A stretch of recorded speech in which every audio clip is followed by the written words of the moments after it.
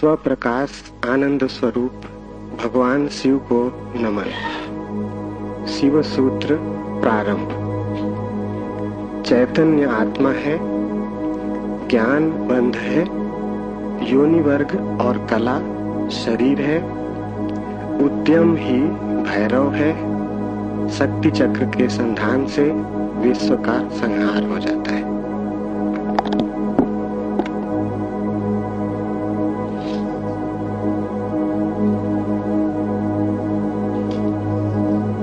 जीवन सत्य की खोज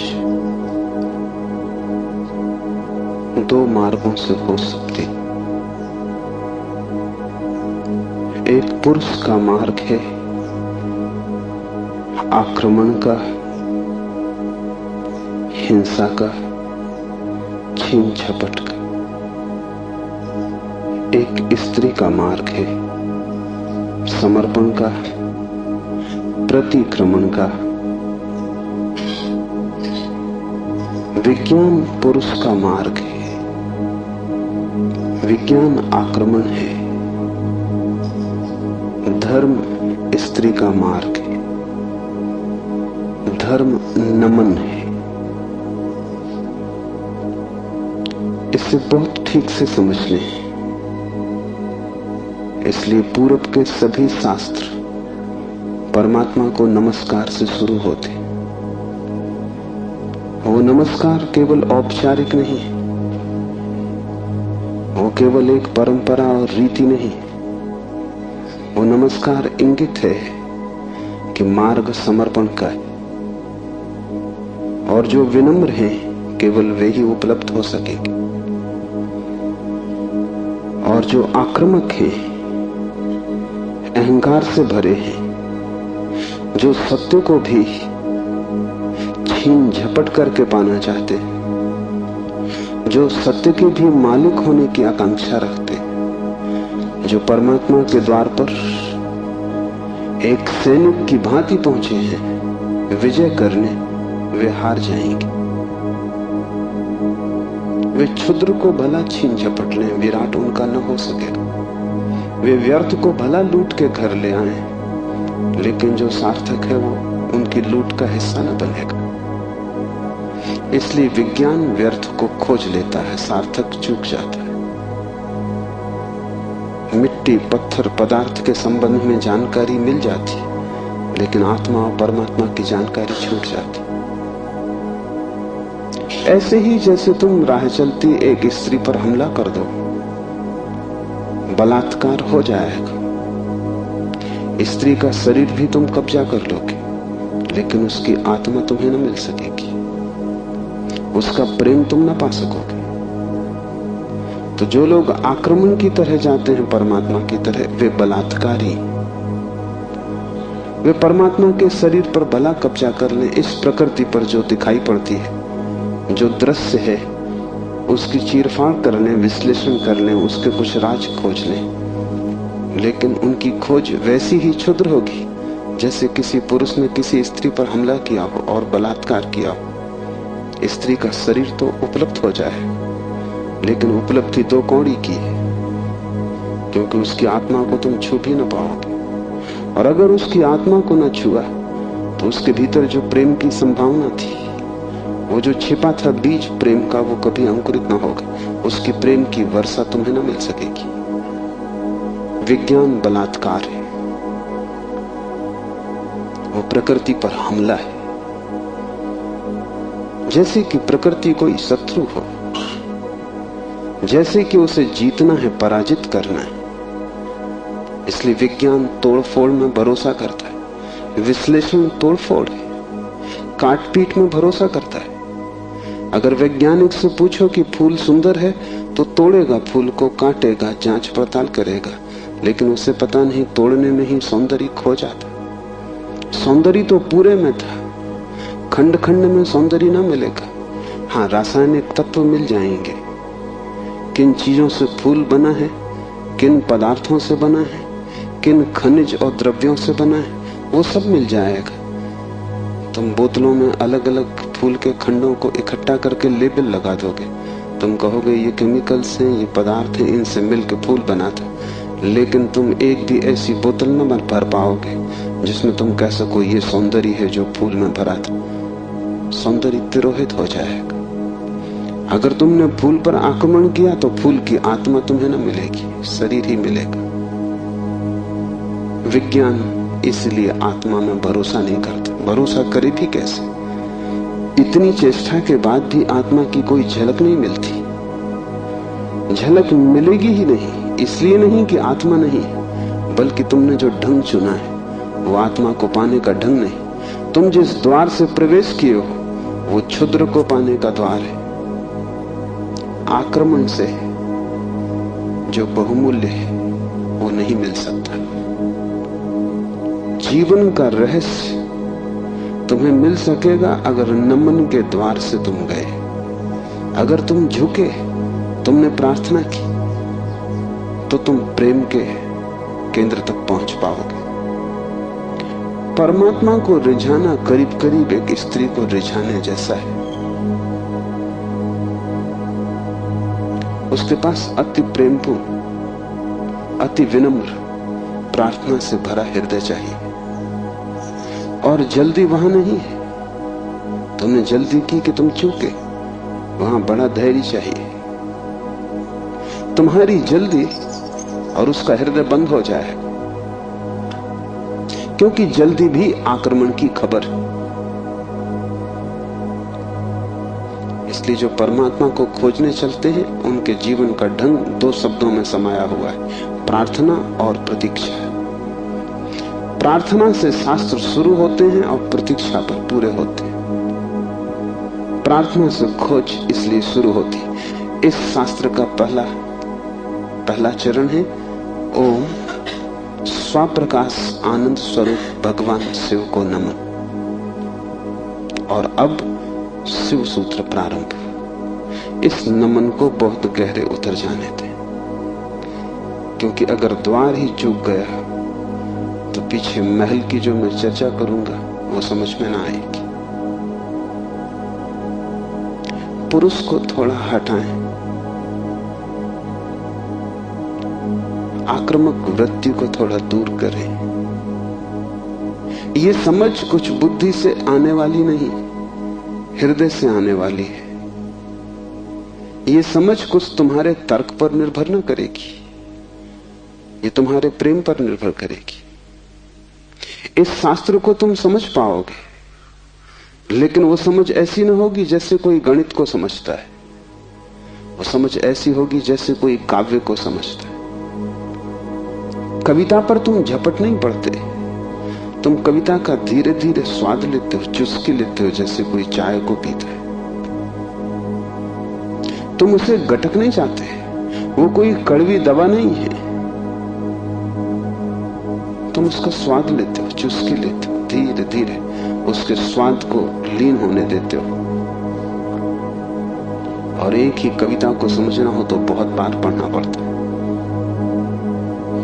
एक गणित को तुमने एक बार समझ लिया, फिर दोबारा करने की कोई जरूरत नहीं रह जाती। गणित समाप्त हो गया। कविता कभी भी समाप्त नहीं होती, क्योंकि हृदय का कोई और छोर नहीं। और तुम जितना ही प्रेम करते हो उतना ही उद्घाटित होता है।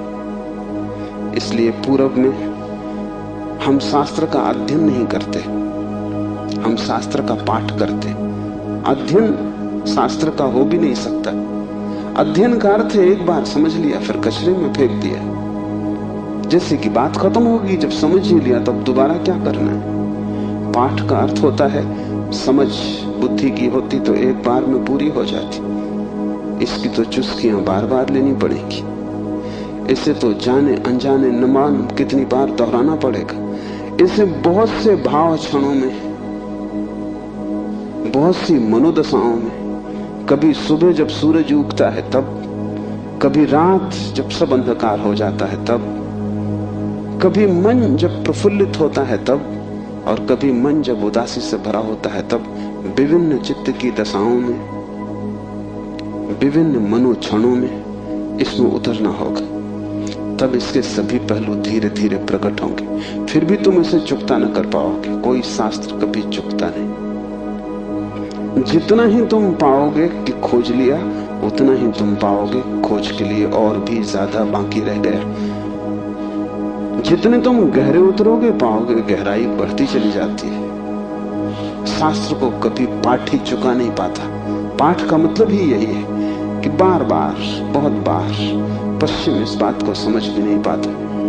उनकी पकड़ के बाहर है कि लोग गीता को हजारों साल से क्यों पढ़ रहे हैं, और एक ही आदमी रोज सुबह उठ के गीता पढ़ लेता है, पागल हो गया है।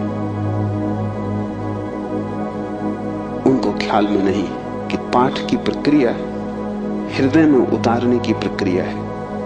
उसका समझ से बहुत वास्ता नहीं है, स्वाद से वास्ता है। तर्क और गणित और हिसाब से उसका कोई भी संबंध नहीं है। उसका संबंध तो अपने हृदय को और उसके बीच की जो दूरी है उसको मिटाने से। धीरे धीरे हम इतने लीन हो जाएं उसमें कि पाठी और पाठ एक हो जाए। पता ही न चले कि कौन गीता है और कौन गीता का पाठी। ऐसे भाव से जो चले, ये स्त्री का भाव है। ये समर्पण की धारा है। इसे ख्याल में ले लेना। नमन से हम चले तो शिव के सूत्र समझ में आ सकेंगे। उन्हें तुम अपने में उतरने देना और जल्दी निर्णय की मत करना कि वे ठीक हैं कि गलत है, क्योंकि सूत्रों के संबंध में एक बात ख्याल रख लेना, तुम्हारे ऊपर निर्भर नहीं है तय करना कि वे ठीक हैं या गलत है। तुम निर्णय कर भी कैसे पाओगे? जो अंधेरे में खड़ा है वो प्रकाश के संबंध में क्या निर्णय करेगा? और जिसने कभी स्वास्थ्य नहीं जाना, जो रोग की सैया से ही बंधा रहा है, उसे स्वास्थ्य की परिभाषा कैसे समझ में आएगी? जिसने कभी प्रेम की स्फुरना नहीं पहचानी और जो जीवन भर घृणा, ईर्षा और द्वेष में जिया है, वो प्रेम की कविता तो पढ़ सकता है क्योंकि शब्द उसकी समझ में आ जाएंगे, लेकिन शब्दों में जो छिपा है, अंतर गुम्फित, वो द्वार तो उसके लिए बंद ही रहेगा। इसलिए तुम निर्णय मत करना कि क्या ठीक क्या गलत। तुम सिर्फ पीना, समझना भी नहीं कहता हूं, तुम सिर्फ पीना, तुम सिर्फ स्वाद में उतरना। और अगर वो स्वाद तुम्हारे भीतर रहस्य के लोग खोलने लगे, और वो स्वाद अगर तुम्हारे भीतर नई सुगंध को जन्म दे दे, और तुम पाओ कि क्षण भर को भी सही तुम्हारे दुर्गंध का व्यक्तित्व विलीन हो गया है, तुम्हारे भीतर कोई फूल खिला है और तुम सुगंधित हुए हो, क्षण भर को भी तुम पाओ कि तुम अंधकार नहीं हो, कोई दिया जल गया है, एक झलक मिली जैसे अंधेरे में बिजली कौंध गई हो, उसी से समझ आएगी। तुम्हारे समझने से नहीं, तुम्हारे अनुभव की झलक से समझ आएगी। इसलिए तुम विनम्र रहना। दूसरी बात, सूत्र का अर्थ होता है संक्षिप्त से संक्षिप्त, सारभूत, टेलीग्राफिक। वहां एक एक शब्द अत्यंत घना है। विस्तार नहीं होता सूत्र में, घनत्व होता है। लंबा नहीं होता सूत्र, बड़ा छोटा होता है, जैसे छोटा सा बीज होता है, उसमें सारा वृक्ष समाया होता है। जैसे बीज है ऐसा सूत्र है। बीज में तुम वृक्ष को देख भी नहीं सकते, देखना भी चाहोगे तो बीज में तुम वृक्ष को पाओगे नहीं, क्योंकि उसके लिए बड़ी गहरी आंखें चाहिए जो बीज में वृक्ष को देख ले, जो वर्तमान में भविष्य को देख ले, जो आज कल को देख ले, जो दृश्य से अदृश्य को खोज ले। बड़ी पैनी आंखें चाहिए। वैसी पैनी आंखें तुम्हारे पास अभी नहीं है। अभी तो तुम्हें बीज बीज ही दिखाई पड़ेगा। वृक्ष को देखना हो तो बीज को तुम्हें बोना पड़ेगा, और कोई रास्ता तुम्हारे पास देखने का नहीं। और जब बीज टूटेगा जमीन में और वृक्ष अंकुरित होगा, तभी तुम पहचान पाओगे ये सूत्र बीज है, इन्हें तुम्हें अपने हृदय में बोना होगा। तुम अभी निर्णय मत करना, क्योंकि अभी तुमने अगर बीच पे निर्णय लिया तो तुम इसे फेंक ही दोगे, कचरा कूड़ा मालूम पड़ेगा। बीज में कंकड़ पत्थर में कोई ज्यादा फर्क नहीं है। कभी कभी तो कंकड़ पत्थर ज्यादा चमकीले, रंगीन, खूबसूरत, कीमती होते, लेकिन बीज और कीमती से कीमती कोहिनूर में भी एक फर्क है कि तुम कोहिनूर को बो दो तो उसमें से कुछ पैदा ना होगा। वो कीमती कितना ही वो मुर्दा है, उसका मूल्य ना समझ कितने ही समझते हो, लेकिन जीवन उसमें नहीं, वो लाश है। और बीज कुरूप भी दिखाई पड़ता हो, कोई उसकी कीमत भी ना हो, लेकिन उसमें जीवन छिपा है। तुम उससे बो दो, उससे विराट वृक्ष पैदा होगा। और एक बीज से करोड़ों बीज लग जाएंगे। एक छोटा सा बीज इस सारे विश्व को पैदा कर सकता है, क्योंकि एक बीज से करोड़ों बीज पैदा होते हैं, फिर करोड़ों बीज से, हर बीज से करोड़ बीज पैदा होते हैं। एक छोटे बीज में सारे विश्व का ब्रह्मांड समा सकता है। सूत्र बीज है, उसके साथ जल्दी नहीं की जा सकती। उसको बोओगे हृदय में और अंकुरित होगा, फूल लगेंगे, तभी तुम जान पाओगे, तभी निर्णय लिया जा सकता है। तीसरी बात, इसके पहले कि हम शुरू करें, धर्म महान क्रांति है। धर्म के नाम से तुमने जो समझा हुआ है उसका धर्म से ना के बराबर संबंध है। इसलिए शिव के सूत्र तुम्हें चौंकाएंगे भी, तुम भयभीत भी होगे, डरोगे भी, क्योंकि तुम्हारा धर्म डगमगाएगा। तुम्हारा मंदिर, तुम्हारी मस्जिद, तुम्हारे गिरजे, अगर ये सूत्र तुमने समझे तो गिर जाएंगे। तुम उन्हें बचाने की कोशिश में मत लगना, क्योंकि वे बचे भी रहे तो भी उनसे तुम्हें कुछ भी मिला नहीं। तुम उनमें जी ही रहे हो और तुम मुर्दा हो। मंदिर काफी सजे हैं, लेकिन तुम्हारे जीवन में कोई भी खुशी की किरण नहीं। मंदिर में काफी रोशनी, उससे तुम्हारे जीवन का अंधकार नहीं मिटता। तो उससे भयभीत मत होना, क्योंकि सूत्र तुम्हें कठिनाई में तो डालेंगे ही, क्योंकि शिव कोई पुरोहित नहीं है।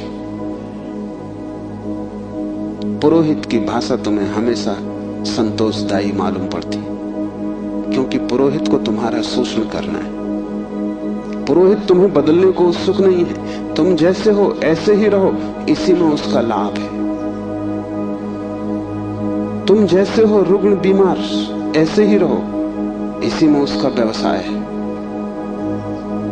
मैंने सुना है एक डॉक्टर ने अपने लड़के को पढ़ाया, पढ़ लिख के घर आया, पिता ने कभी छुट्टी भी न ली थी, तो उसने कहा कि अब तू मेरी कारोबार को संभाल और मैं 3 महीने विश्राम कर लूं। जीवन भर सिर्फ मैंने कमाया है, कभी विश्राम नहीं लिया।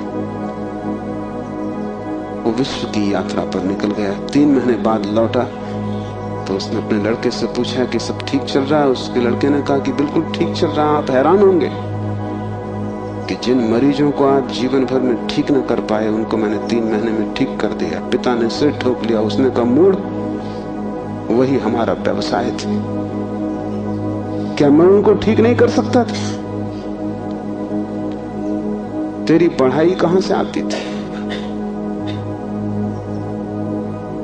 उन्हीं पर आधार था, और भी बच्चे पढ़ लिख लेते, तूने सब खराब कर दिया। पुरोहित तुम जैसे हो, रुग्ण बीमार तुम्हें वैसा ही चाहता है, उस पर ही उसका व्यवसाय है। शिव कोई पुरोहित नहीं है,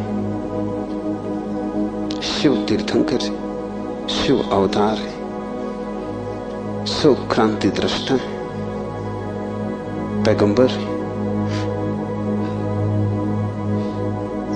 वे जो भी कहेंगे वो आग है। अगर तुम जलने को तैयार हो तो ही उनके पास आना। अगर तुम मिटने को तैयार हो तो ही उनके निमंत्रण को स्वीकार करना, क्योंकि तुम मिटोगे तो ही नए का जन्म होगा। तुम्हारी राख पर ही नए जीवन की शुरुआत है। इन बातों को ख्याल में रख के एक एक सूत्र को समझने की कोशिश करें। पहला सूत्र है चैतन्य आत्मा। चैतन्य आत्मा है।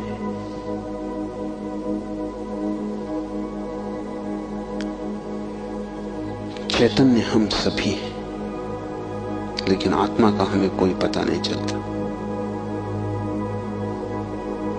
अगर चैतन्य ही आत्मा है तो हम सभी को पता चल जाना चाहिए। हम सब चैतन्य हैं, लेकिन चैतन्य आत्मा है, इसका क्या अर्थ होगा? पहला अर्थ, इस जगत में सिर्फ चैतन्य ही तुम्हारा अपना है। आत्मा का अर्थ होता है अपना, से सब पराया है। शेष कितना ही अपना लगे, पराया है। मित्र हो, परिजन हो, परिवार के लोग हो, धन हो, यश पद प्रतिष्ठा हो, बड़ा साम्राज्य हो, वह सब जिसे तुम कहते हो मेरा, वहां धोखा है, क्योंकि वो सभी मृत्यु तुमसे छीन लेगी। मृत्यु कसौटी है, कौन अपना है कौन पराया है। मृत्यु जिससे तुम्हें अलग कर दे वो पराया था, और मृत्यु तुम्हें जिससे अलग न कर पाए वो अपना था। आत्मा का अर्थ है जो अपना है।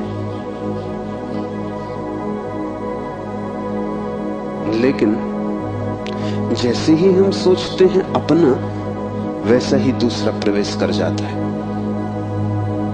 अपने का मतलब ही होता है कोई दूसरा जो अपना है। तुम्हें यह ख्याल ही नहीं आता कि तुम्हारे अतिरिक्त तुम्हारा अपना कोई भी नहीं, हो भी नहीं सकता है। और जितनी देर तुम भटके रहोगे इस धारा में कि कोई दूसरा अपना है, उतने दिन व्यर्थ गए, उतना जीवन अकारण बीता।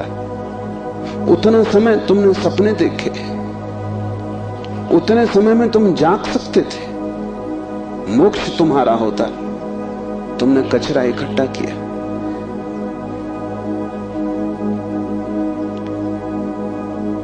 सिर्फ तुम ही तुम्हारे हो, ये पहला सूत्र। मेरे अतिरिक्त मेरा कोई भी नहीं। ये बड़ा क्रांतिकारी सूत्र है, बड़ा समाज विरोधी,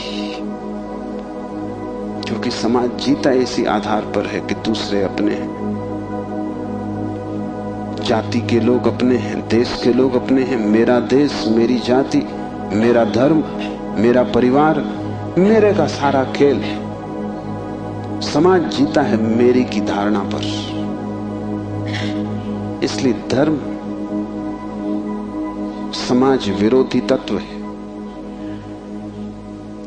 धर्म समाज से छुटकारा है, दूसरे से छुटकारा है।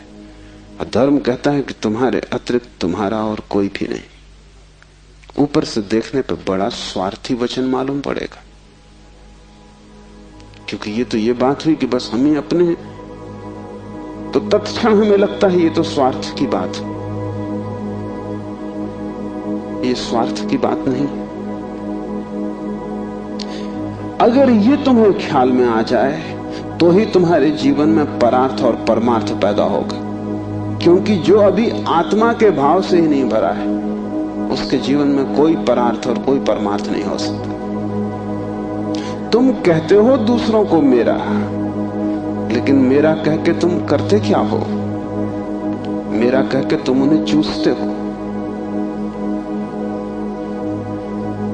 मेरा तुम्हारा शोषण का हिस्सा है, फैलाव। जिसको भी तुम मेरा कहते हो तुम उसे गुलाम बनाते हो, तुम उसे अपने परिग्रह में परिवर्तित कर देते हो। मेरी पत्नी, मेरा पति, मेरा बेटा, मेरा पिता, तुम करते क्या हो? इस मेरे के पीछे, इस मेरे के पर्दे के पीछे तुम्हारे संबंध का मूल आधार क्या है? तुम चूसते हो, तुम शोषण करते हो, तुम दूसरे का उपयोग करते हो।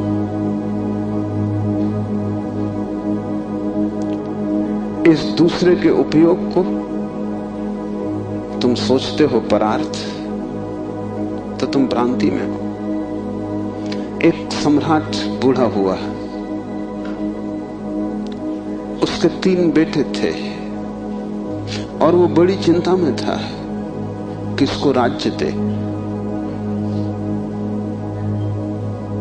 तीनों ही योग्य और कुशल थे, तीनों ही समान गुणधर्मा थे, इसलिए बड़ी कठिनाई हुई। उसने एक दिन तीनों बेटों को बुलाया और कहा कि पिछले पूरे वर्ष में तुमने जो भी कृत्य महानतम किया हो, एक कृत्य जो पूरे वर्ष में महानतम हो, वो तुम मुझे कहो। बड़े बेटे ने कहा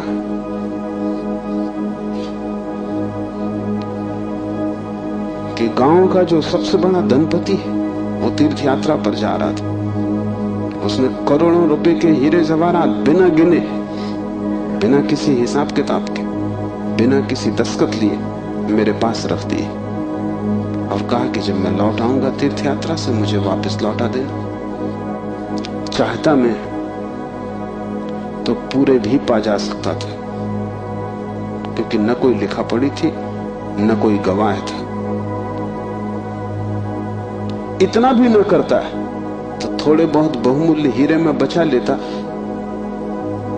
तो कोई कठिनाई न थी, क्योंकि उस आदमी ने ना तो गिने थे और ना कोई संख्या रखी थी। लेकिन मैंने सब जैसी की जैसी थैली वापस लौटा दी। पिता ने कहा तुमने भला किया,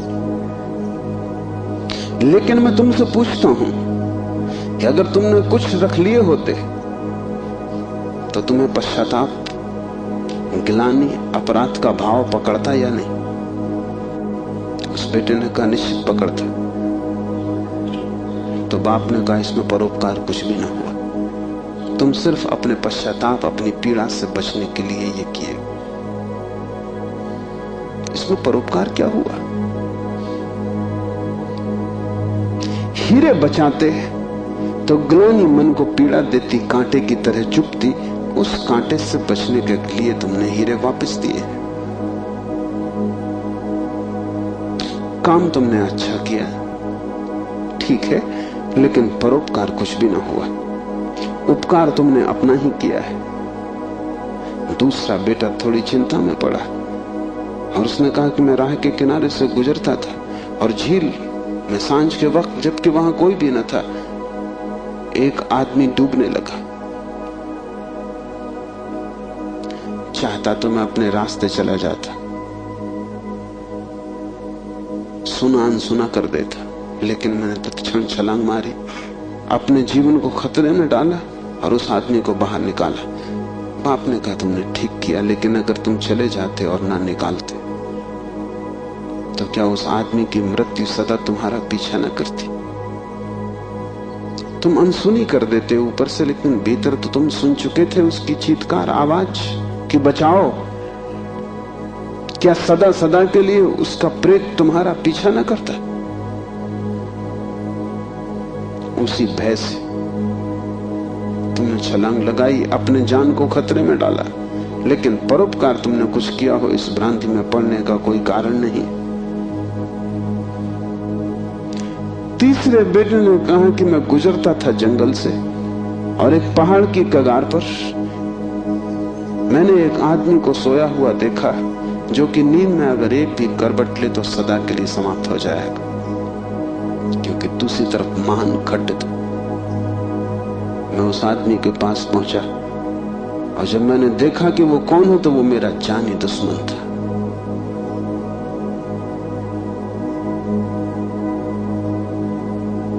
मैं चुपचाप अपने रास्ते पे जा सकता था।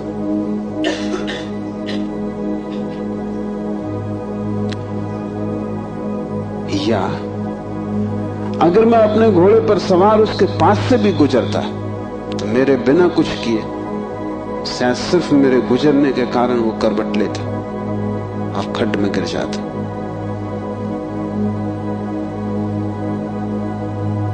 लेकिन मैं आहिस्ते से जमीन पर सरकता हुआ उसके पास पहुंचा कि कहीं मेरी आहट में वो गिर न जाए। और ये भी मैं जानता था कि वो आदमी बुरा है, मेरे बचाने में भी वो मुझे गालियां ही देगा। उसे मैंने हिलाया, आहिस्ते से जगाया, और वो आदमी गांव में मेरे खिलाफ बोलता फिर रहा है, क्योंकि वो आदमी कहता है मैं मरने ही वहां गया था। इस आदमी ने वहां भी मेरा पीछा किया। इस जीने तो देता ही नहीं, इसने मरने भी न दिया।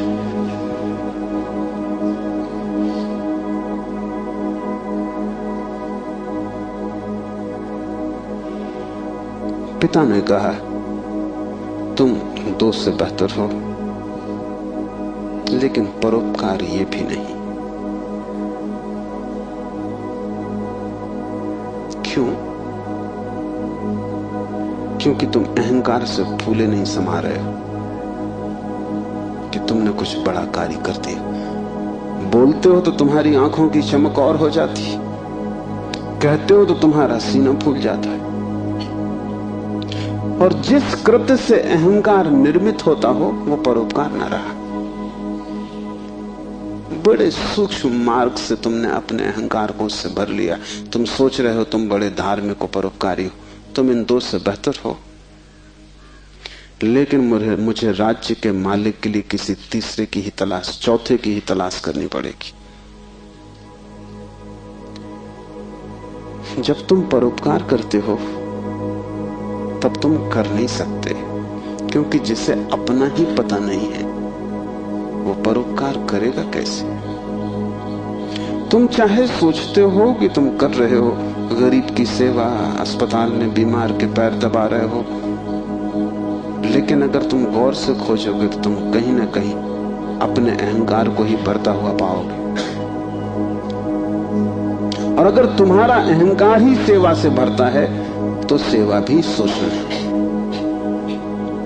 आत्मज्ञान के पहले कोई व्यक्ति परोपकारी नहीं हो सकता है, क्योंकि स्वयं को जाने बिना इतनी बड़ी क्रांति हो ही नहीं सकती। मैंने सुना है कि मुल्ला नसरुद्दीन की पत्नी उससे झगड़ रही और कह रही थी कि मामला क्या है, एक दफा साफ हो जाना चाहिए। तुम मेरे सभी रिश्तेदारों को नफरत और घृणा क्यों करते हो? नसरुद्दीन ने कहा यह बात गलत है, ये बात तथ्यगत भी नहीं है, और मैं इसका प्रमाण है मेरे पास। और प्रमाण ये है कि मैं तुम्हारी सास को अपनी सास से ज्यादा चाहता हूं। अहंकार ऐसे रास्ते खोजता, ऊपर से दिखता है कि तुम परोपकार कर रहे हो, लेकिन भीतर तुम ही खड़े होते हो। और जितनी सूक्ष्म हो जाती है यात्रा, उतनी ही पकड़ के बाहर हो जाती। दूसरे तो पकड़ ही नहीं पाते, तुम भी नहीं पकड़ पाते हो। दूसरे तो धोखे में पड़ते ही हैं, तुम भी अपने दिए धोखे में घूम जाते हो, भटक जाते हो। हम सभी ने अपनी अपनी भूल भुलैया बना ली। उसमें हमने दूसरों को धोखा देने के लिए ही शुरू किया था सारा उपाय, आयोजन। ये हमने कभी सोचा न था कि अपनी बनाई भूल भुलैया में हम खुद ही खो जाएंगे, लेकिन हम खो गए। पहली बात स्मरण रखो, तुम्हारे अतिरिक्त तुम्हारा कोई भी नहीं। जैसे ही ये स्मरण सघन होता है कि चैतन्य ही आत्मा है, बस चैतन्य ही मैं हूं, और सब पर है, पराया है, विजाती है, वैसे ही तुम्हारे जीवन में क्रांति की पहली किरण प्रविष्ट हो जाती। वैसे ही तुम्हारे और समाज के बीच एक दरार पड़ जाती। वैसे ही तुम्हारे और तुम्हारे संबंधों के बीच एक दरार पड़ जाती। लेकिन आदमी अपनी तरफ देखना नहीं चाहता। देखना कठिन भी है,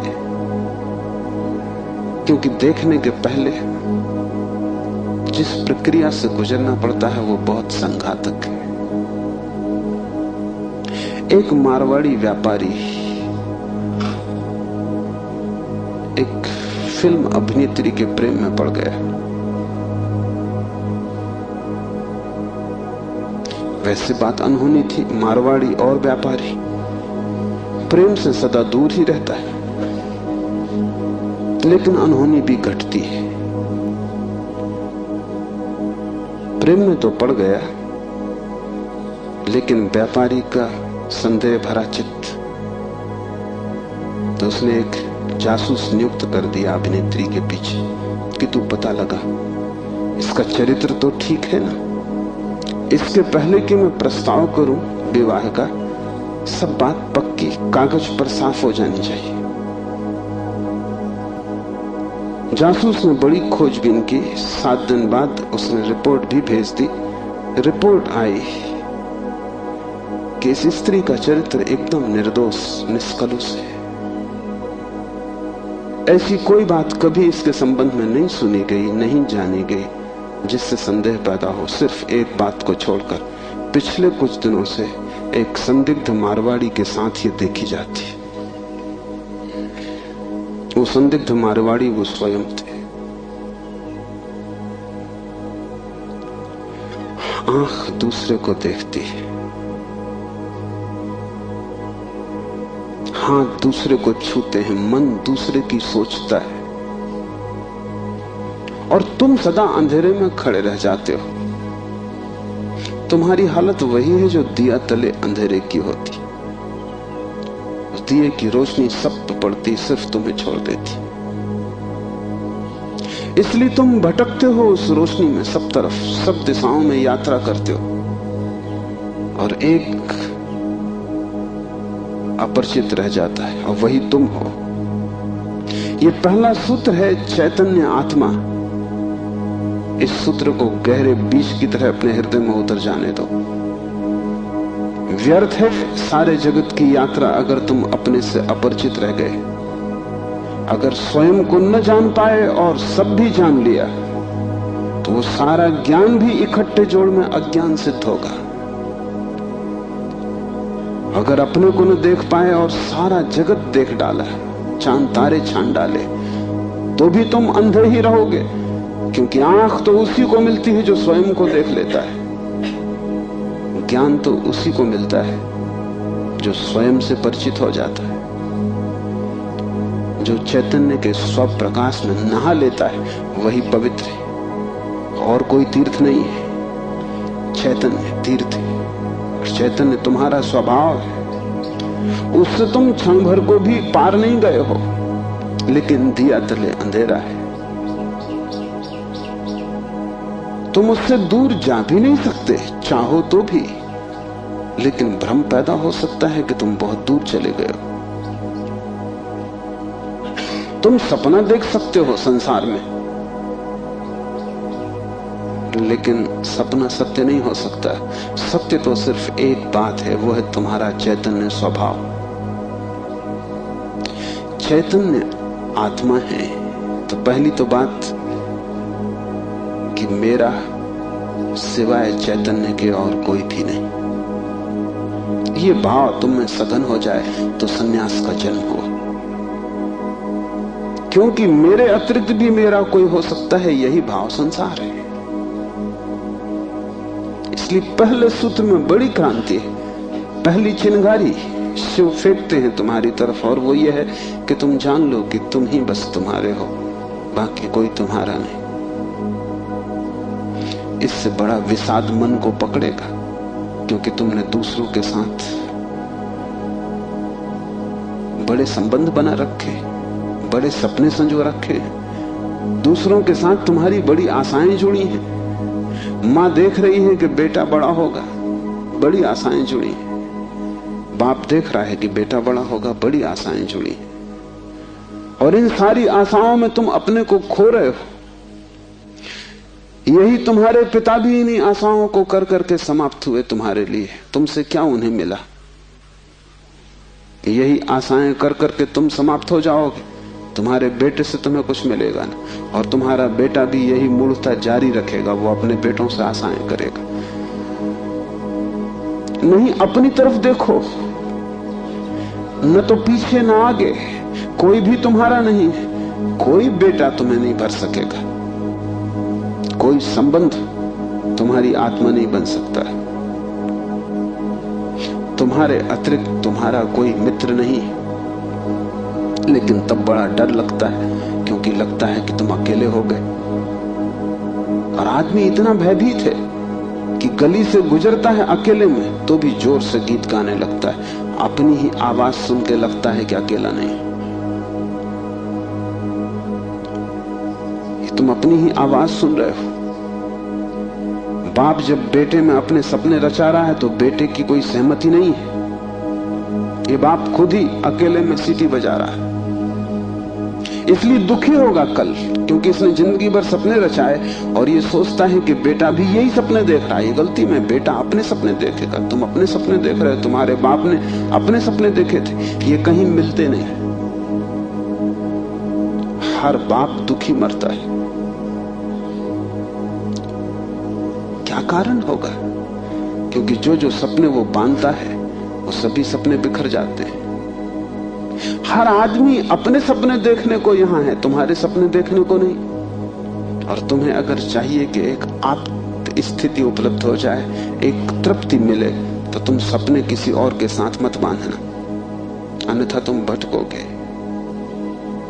संसार का इतना ही अर्थ है कि तुमने अपने सपनों की नाव दूसरों के साथ बांध रखी।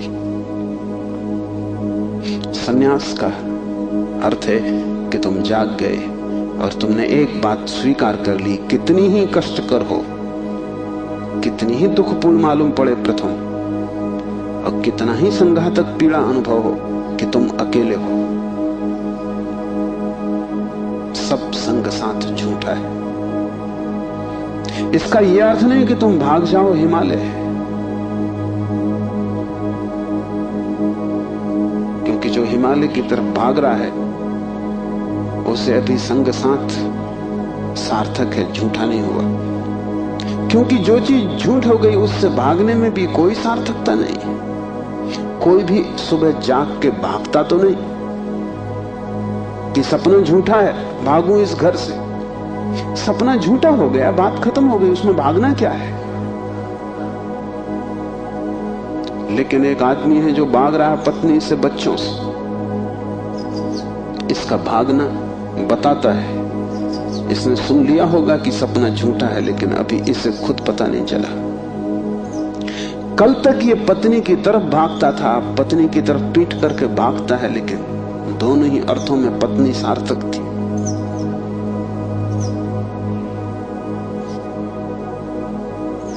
एक जैन संत हुए, गणेश वर्णी। वर्षों पहले उन्होंने पत्नी त्याग दी। साधु पुरुष थे। कोई 20 वर्ष त्याग के बाद काशी में थे, तब खबर आई कि पत्नी मर गई। उनके मुंह से जो वचन निकला वो याद रख लेने जैसा। उन्होंने कहा, चलो झंझट मिटी। उनके भक्तों ने इस वचन का अर्थ लिया कि बड़ी वीतरागता है। थोड़ा सोचो तो साफ हो जाएगा कि वीतरागता बिल्कुल नहीं, क्योंकि जिस पत्नी को 20 साल पहले छोड़ दिया उसकी झंझट अभी कायम थी, तो ही मिट सकती है। गणित बिल्कुल सीधा और साफ है। ये पत्नी जो 20 साल पहले छोड़ दी, किसी न किसी तरह छाया की तरह पीछे चल रही होगी, ये मन में कहीं सवार होगी। इसका उपद्रव कायम था। 20 साल भी इसके उपद्रव को मिटा नहीं पाए थे छोड़ने के बाद। ये मन सतत सोचता रहा होगा, पक्ष में विपक्ष में। पत्नी के मरने पर यह वचन कि चलो झंझट मिटी, पत्नी के संबंध में कुछ भी नहीं बताते, सिर्फ पति के संबंध में बताते कि आदमी भाग तो गया छोड़कर, लेकिन छोड़ ना पाया।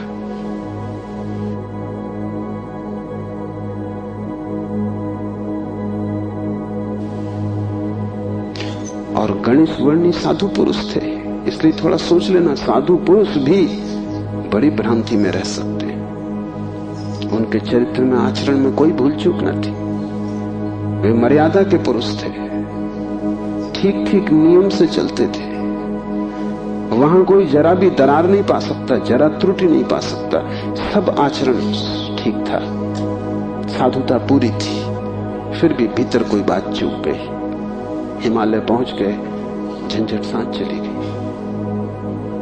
फिर दूसरी बात भी समझ लेने जैसी है, और वो ये कि अगर पत्नी के मरने पर पहला ख्याल ही आया कि झंझट मिटी, तो कहीं जाने अनजाने अचेतन में पत्नी की मृत्यु की आकांक्षा भी छिपी रही होगी।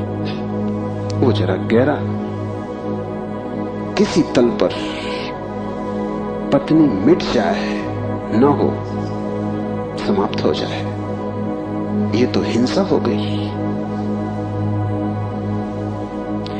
लेकिन एक एक वचन भी अकारण नहीं आता, आसमान से नहीं आता। एक एक वचन भी भीतर से आता। और ऐसे क्षणों में जबकि पत्नी मर गई इसकी खबर आई हो, तुम ठीक ठीक अपने रोजमर्रा के व्यवसायी होश में नहीं होते। तब तुमसे जो बात निकलती है वो ज्यादा सही होती। घंटे भर बाद तुम्हें मौका मिल जाएगा, तुम खुद ही सोच समझ के लिप पोता कर लोगे। तुम फिर जो कहोगे वो बात झूठी हो जाएगी। लेकिन तत्क्षण उस क्षण में वर्णी चूक गए। वो जो 20 साल से उन्होंने चारों तरफ साधुता का व्यवस्था कर रखी थी, उस क्षण में भूल गए। जब वर्णी को ऐसा घट सकता है तो तुम्हें तो सहज ही घट सकता है।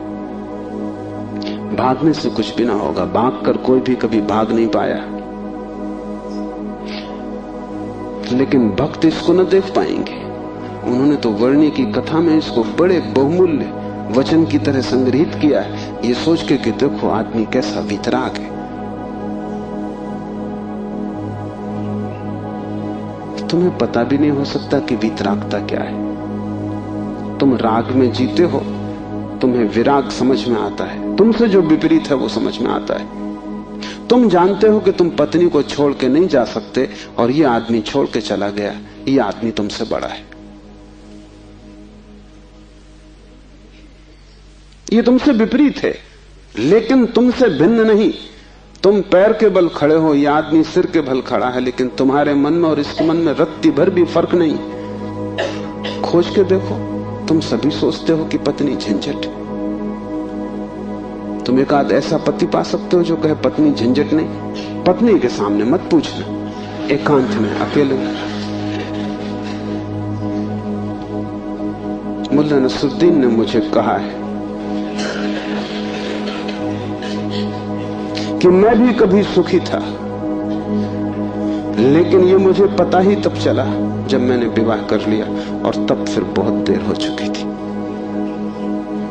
मैं भी कभी सुखी था, ये पता मुझे तब चला जब मैंने विवाह कर लिया, लेकिन तब तक तो बहुत देर हो चुकी थी। सुख हाथ से जा चुका था। पति को गहराई में पूछो तो ऐसा पति खोजना कठिन है जिसने कई बार पत्नी की हत्या करने का विचार न किया हो। सपने न देखे हो कि मार डाला पत्नी को, सुबह उठ के वो भी कहेगा कैसा बेहुदा सपना। लेकिन अचेतन आकांक्षा है। जिससे झंझट पैदा होती है उसे मिटा देने का मन सीधा तर्क है, लेकिन झंझट दूसरे से कभी पैदा होती ही नहीं। पत्नी में अगर कोई उपद्रव होता तो कौन तुम्हें रोकता था? तुम सब भाग गए होते हिमालय। उपद्रव पत्नी में नहीं है, क्योंकि तुम हिमालय जाके फिर पत्नी खोज लोगे। उपद्रव तुम्हारे भीतर है। तुम अकेले नहीं रह सकते, तुम्हें कोई दूसरा चाहिए। अकेले में तुम डरते हो, कोई दूसरा, तब तुम निश्चिंत मालूम पड़ते हो। क्यों? दूसरे की मौजूदगी से आश्वासन मिलता है। दुख में सुख में कोई साथी है, जीवन में मृत्यु में कोई साथी है। लेकिन अकेलापन स्वभाव है, और जिस व्यक्ति ने यह अनुभव कर लिया कि आत्मा ही बस मेरी है, उसने अपने अकेलेपन को अनुभव कर लिया। भागने की कोई भी जरूरत नहीं तो झंझट पीछे चली जाएगी। तुम जहां हो वहीं रहना, रत्ती भर भी बाहर कोई फर्क करने की आवश्यकता नहीं है, लेकिन भीतर तुम अकेले हो जाना। भीतर तुम कैवल्य को अनुभव करना कि मैं अकेला हूं, कोई संगी साथी नहीं। और ये तुम दोहराना मत, क्योंकि दोहराने की कोई जरूरत नहीं कि रोज सुबह बैठ के तुम दोहराओ कि मैं अकेला हूं, कोई संगी साथी नहीं। इससे कुछ भी ना होगा। ये दोहराना तो सिर्फ यही बताएगा कि तुम्हें अभी ख्याल नहीं हुआ। इसे समझना, ये तथ्य है कि तुम अकेले हो। समझने में अड़चन है, वही तपश्चर्या है। तप का अर्थ नहीं है कि तुम धूप में खड़े हो जाओ। आदमी को छोड़ के सभी पशु पक्षी धूप में खड़े, उनमें से कोई भी मोक्ष नहीं चला जा रहा है। और तप का अर्थ ये नहीं है कि तुम भूखे खड़े हो जाओ, अनशन कर लो, उपवास कर दो, क्योंकि आधी दुनिया वैसे ही भूखी मर रही है। कोई उपवास करके मोक्ष नहीं पहुंच जाता है। शरीर को गला दो, जला दो, उससे कुछ हल नहीं है। वो सिर्फ आत्महिंसा है और महानतम पाप है। और सिर्फ मूढ़ उस पाप में उतरते हैं। जिन्हें थोड़ा भी बोध है वो ऐसी नासमझियां ना करेंगे। दूसरे को भूखा मारना अगर गलत है तो खुद को भूखा मारना सही कैसे हो सकता है? दूसरे को सताना अगर हिंसा है तो खुद को सताना अहिंसा कैसे हो सकती है? सताने में हिंसा है, किसको तुम सताते हो इससे क्या फर्क पड़ता है? जो हिम्मतवर है वो दूसरे को सताते हैं, जो कमजोर है वो खुद को सताते हैं। क्योंकि दूसरे को सताने में एक खतरा है, दूसरा बदला लेगा। खुद को सताने में वो खतरा भी नहीं है, कौन बदला लेगा? कमजोर अपने को सताते। तुमने कभी ख्याल किया, अगर पुरुष नाराज हो जाए तो वो पत्नी को पीटता, अगर पत्नी नाराज हो वो खुद को पीटती। ये जो पत्नी है ये साधुओं का प्रतीक है। कमजोर अपने को पीट लेता, क्या करे? ताकतवर दूसरे को पीटता है, क्योंकि उसमें खतरा तो है ही कि दूसरा क्या करेगा कौन जाने। कमजोर आत्महिंसक हो जाता है और ताकतवर परहिंसक होता है। और धार्मिक वो है जो अहिंसक, न वो दूसरे को सताता है न खुद को सताता है। सताने की बात ही व्यर्थ है। तपश्चर्या का अर्थ है कि तुमने ये सत्य स्वीकार कर लिया कि तुम अकेले हो, कोई उपाय नहीं है संगी साथी का। तुम कितना ही चाहो, कितनी ही आंखें बंद करो, सपने देखो, तुम अकेले ही रहोगे। जन्मों जन्मों से तुमने घर बसाए, परिवार बसाए, मिटाए, लेकिन तुम अकेले ही रहे हो। तुम्हारे अकेलेपन में रत्ती भर फर्क नहीं पड़ता। जिसने ये जान लिया, स्वीकार कर लिया कि मैं अकेला हूं, उसके लिए इंगित है इस सूत्र में चैतन्य आत्मा है, वही तुम्हारा और कोई तुम्हारा नहीं। और दूसरी बात इस सूत्र में है, वो है चैतन्य। आत्मा कोई सिद्धांत नहीं है कि तुम शास्त्र में पढ़ो और मान लो।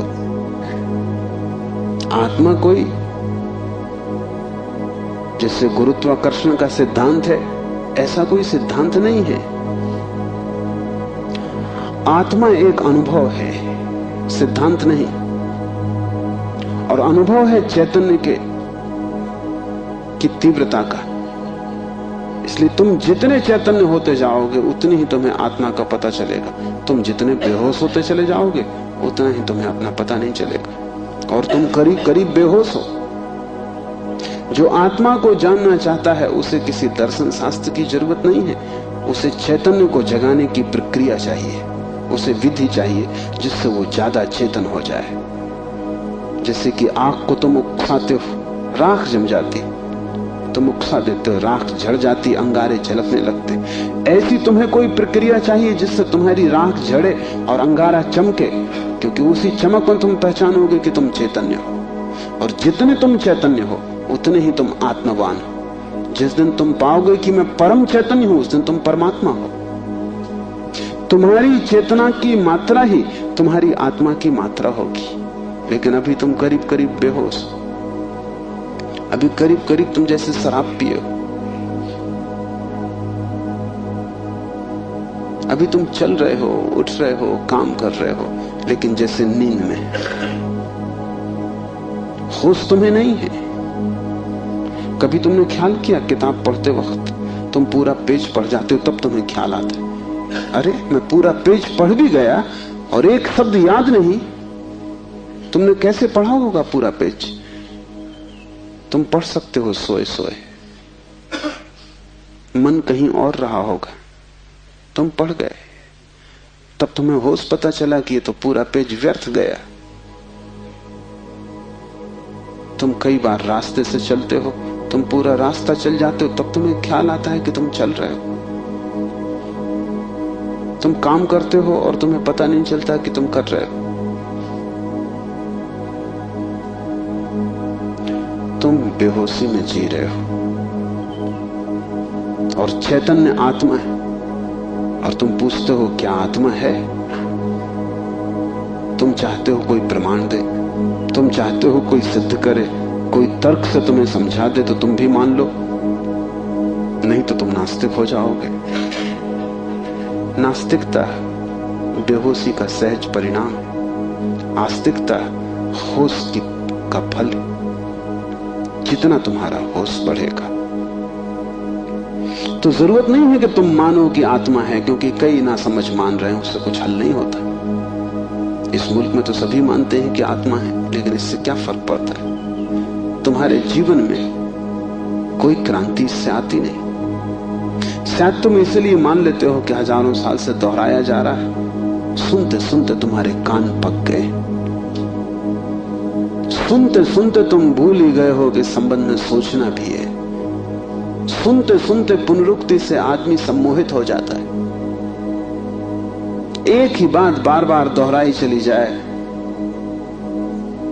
तो तुम भूल जाते हो कि वो संदिग्ध, संदेह किया जा सकता है, विचार किया जाता है।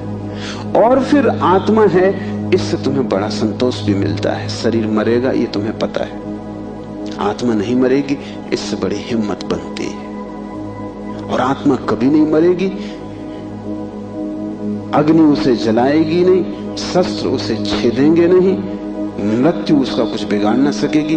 इससे तुम्हें बड़ी सांत्वना मिलती, पर सांत्वना सत्य नहीं है। आत्मा को कोई न तो स्वीकार कर सकता है सिद्धांत की तरह, और न पुनरुक्ति की तरह कोई सम्मोहित हो सकता है। आत्मा को तो केवल वही लोग जान पाते हैं जो चैतन्य को बढ़ाते हैं। इस तरह जियो कि तुम पर राख इकट्ठी ना हो, इस तरह जियो कि तुम्हारे भीतर का अंगारा जलता रहे, प्रकाशित हो। इस तरह जियो कि प्रति क्षण तुम होश में रहो, बेहोश नहीं।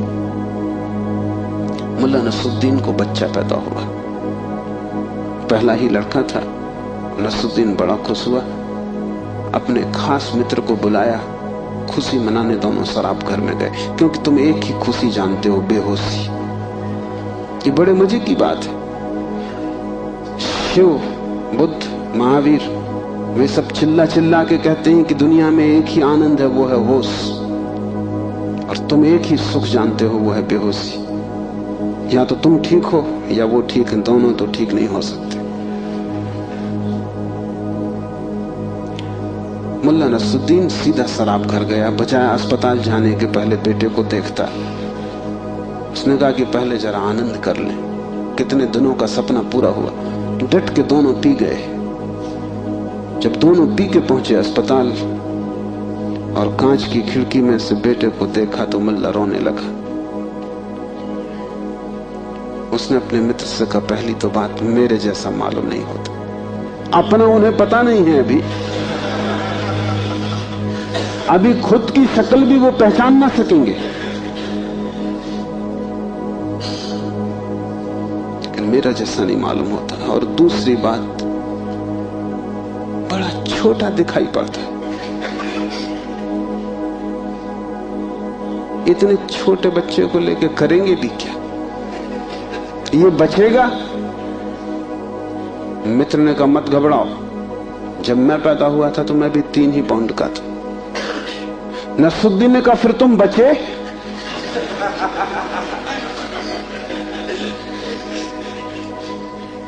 मित्र सोचने लगा, क्योंकि वो भी बेहोशी में था।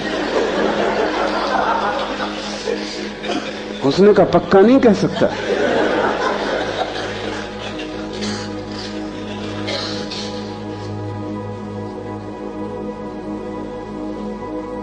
आदमी बेहोशी में है, उसके जीवन का सारा परिप्रेक्ष्य, उसकी सारी दृष्टि उसकी बेहोशी से भर जाती, सब धुआं धुआं हो जाता।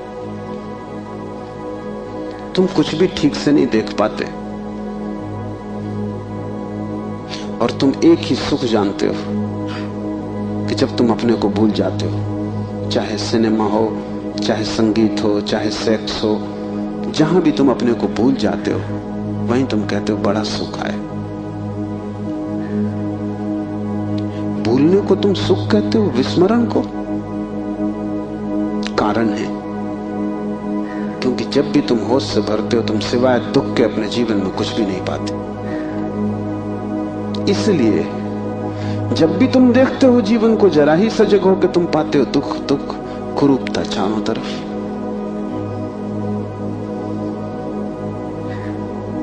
एक मेरे मित्र अविवाहित ही रह गए हैं, उनसे मैंने पूछा कि क्या हुआ, कैसे चूक गए?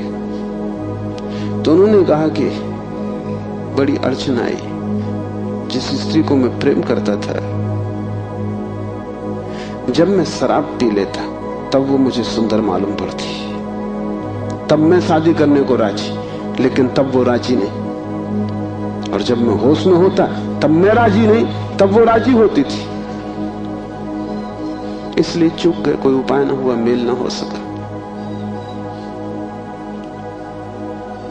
तुम जब भी आंख खोल कर देखोगे सब तरफ कुरूपता और दुख पाओगे। जब तुम बेहोश होते हो तब सब ठीक लगता है। इसलिए तुम्हें तकलीफ मालूम पड़ती, चैतन्य आत्मा असंभव, इसलिए दुख से गुजरना होगा। उसको ही तपश्चर्या कहा है। जब कोई व्यक्ति जागना शुरू करता है तो पहले तो उसे दुख में से ही गुजरना होगा, क्योंकि तुमने जन्मों जन्मों तक दुख अपने चारों तरफ निर्मित किए हैं। कौन उनसे गुजरेगा तुम अगर न गुजरे तो? इसको हमने कर्म कहा है। कर्म का कुल इतना ही अर्थ है कि जन्मों जन्मों तक हमने चारों तरफ दुख निर्मित किए, जाने अनजाने हमने दुख की फसल बोई है, काटेगा कौन?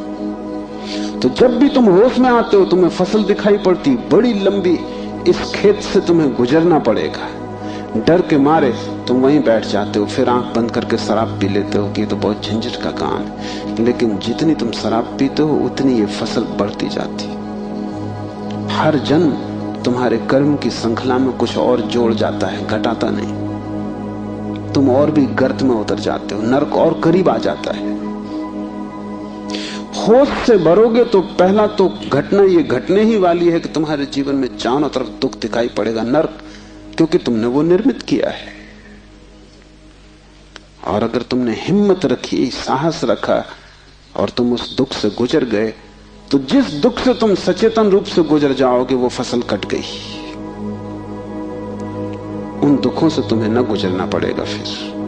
और अगर एक बार तुम सारी दुख की श्रृंखला से गुजर जाओ, कर्म की श्रृंखला से, क्योंकि वो तुम्हारी आत्मा के चारों तरफ बंधी हुई जंजीरें, अगर तुम उन सब से गुजर जाओ और होश न खो और हिम्मत जारी रखो कि कोई फिक्र नहीं, जितना दुख मैंने पैदा किया है मैं गुजरूंगा, मैं अंत तक जाऊंगा। मैं उस प्रथम घड़ी तक जाना चाहता हूं जब मैं निर्दोष था और दुख की यात्रा शुरू न हुई थी, जब मेरी आत्मा परम पवित्र थी और मैंने कुछ भी संग्रह न किया था दुख का। मैं उस समय तक प्रवेश करूंगा ही, चाहे कुछ भी परिणाम हो, कितना ही दुख, कितनी ही पीड़ा। अगर तुमने इतना साहस रखा तो आज नहीं कल दुख से पार होकर तुम उस जगह पहुंच जाओगे जहां शिव का सूत्र तुम्हें समझ में आएगा, चैतन्य आत्मा है। और एक बार तुम अपने भीतर के चैतन्य में प्रतिष्ठित हो जाओ, फिर तुमसे कोई दुख पैदा नहीं होता, क्योंकि बेहोश आदमी अपने चारों तरफ दुख पैदा करता है। तुमने देखा है शराबी को चलते हुए रास्ते पर वो कैसा डगमगाता है? ऐसी तुम्हारी जिंदगी है, कहीं पैर रखते हो कहीं पड़ता है, कहीं जाना चाहते हो कहीं पहुंच जाते हो, कुछ करना चाहा था कुछ और ही हो जाता है, कुछ कहने निकले थे कुछ और ही कह के घर लौट आते हो। इसे तुम रोज देख रहे हो, फिर भी तुम समझ नहीं पाते कि क्यों हो रहा है। तुम गए थे किसी से क्षमा मांगने और झगड़ा करके वापस आ गए। होश में हो तुम, तुम बात प्रेम की कर रहे थे, दुश्मनी हो गई।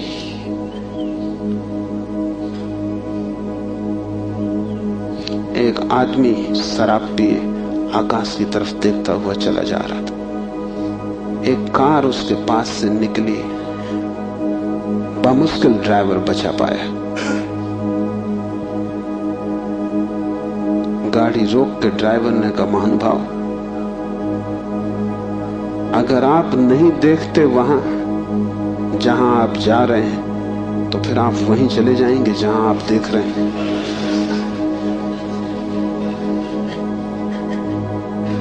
और हम सब, हमें कुछ पता भी नहीं कि हम कहां जा रहे हैं, क्यों जा रहे हैं, कहां देख रहे हैं, क्यों देख रहे हैं। चले जा रहे हैं क्योंकि एक बेचैनी है भीतर जो बैठने भी नहीं देती, एक शक्ति है भीतर जो चलाए चली जाती है। फिर हम जो भी करते वो सबके उल्टे परिणाम आते हैं। लोग मेरे पास आते हैं, वो कहते हैं हमने बदी तो कभी की नहीं, नेकी की और फल बदी मिल रहा है। ऐसा हो नहीं सकता कि तुम नेकी करो फल में बदी मिले। ऐसा हो नहीं सकता कि तुम आम के बीज बो और नीम के फल लगे। ऐसा हो नहीं सकता। इतना ही हो सकता है कि तुम ऐसे बेहोशी में बोए होगे, बोए तुमने नीम के ही फल, तुम होश में न थे, क्योंकि वृक्ष थोड़ी झूठ बोलेगा।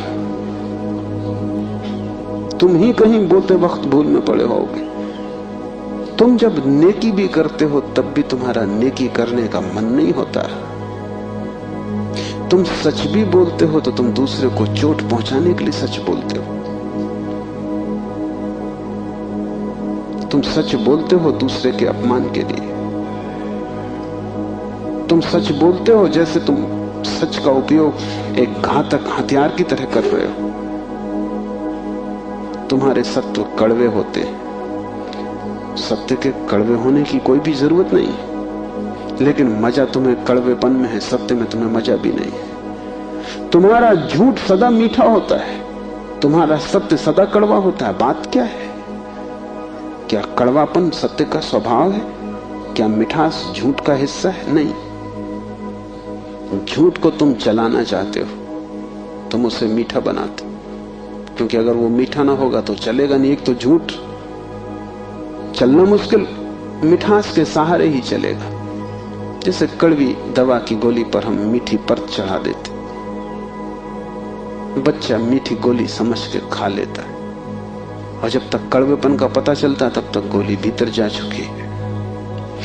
तुम झूठ को मीठा बनाते हो क्योंकि तुम झूठ चलाना चाहते हो। तुम सत्य को कड़वा बनाते हो क्योंकि सत्य से तुम केवल चोट करना चाहते हो, उसको चलाना नहीं चाहते।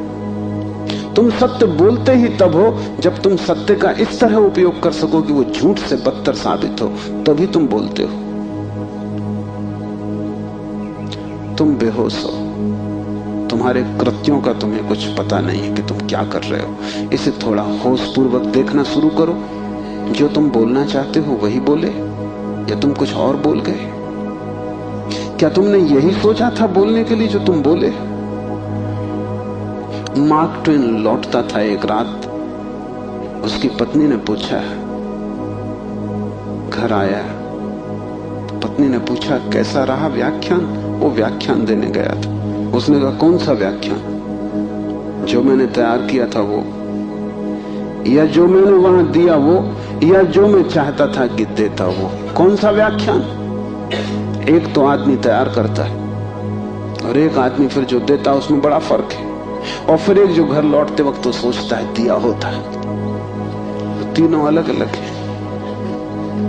होश में हो।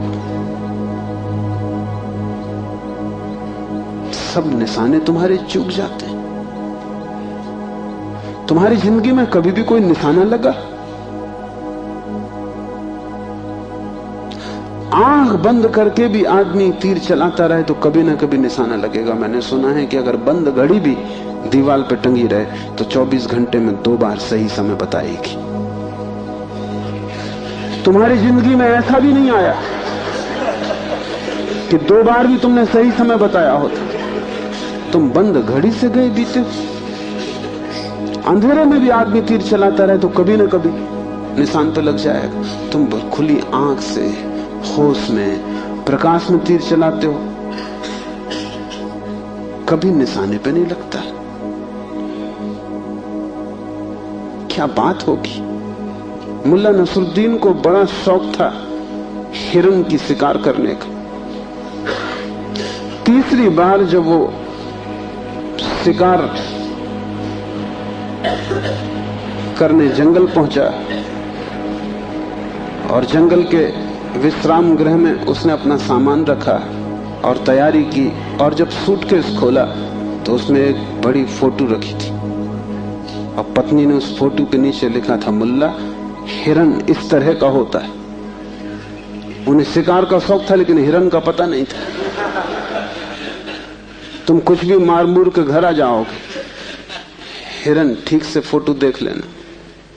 तुम सब जगह चूक गए हो, वही तुम्हारे जीवन का दुख है।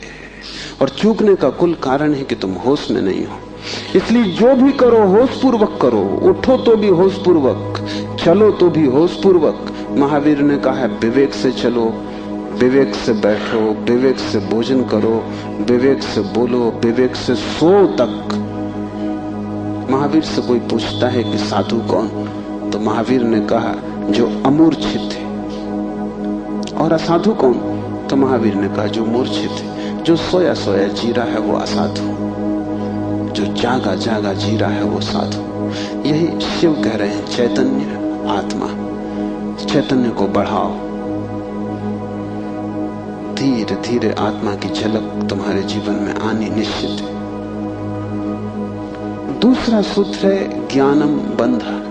ज्ञान बंध है, बड़ी हैरानी का सूत्र है।